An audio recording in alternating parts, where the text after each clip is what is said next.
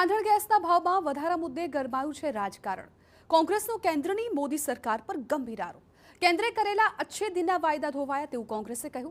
140 કરોડ નાગરિકો સાથે મોદી સરકારનો અન્યાય। કેન્દ્ર સરકારે 30 લાખ કરોડની લૂંટ ચલાવી છે।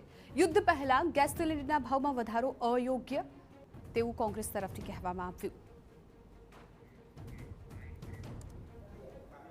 દેશના નાગરિકોને રાહત આપવાનું તો એક બાજુ, પણ હજી તો શરૂઆત થાય તેની પહેલા 3 ગણો ગેસના ભાવ વધારો ઝીકી દીધો।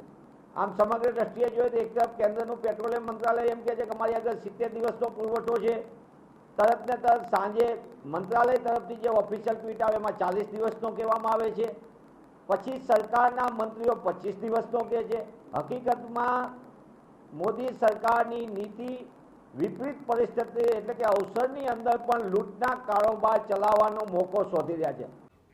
તો બીજી તરફ ભાજપે દાવો કર્યો છે કે કેન્દ્ર સરકારે હંમેશા જનતાનું ધ્યાન રાખ્યું છે અને વિપરીત સંજોગોમાં પણ ભારત સરકારે ભાવો પર નિયંત્રણ મેળવ્યું છે।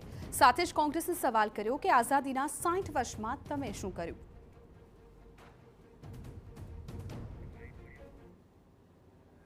જે ગેસનો પુરવઠો જે જોઈએ એ દર વર્ષે એવરેજ 3.1 ટન આપણે ગેસનો પુરવઠો જોઈએ છે।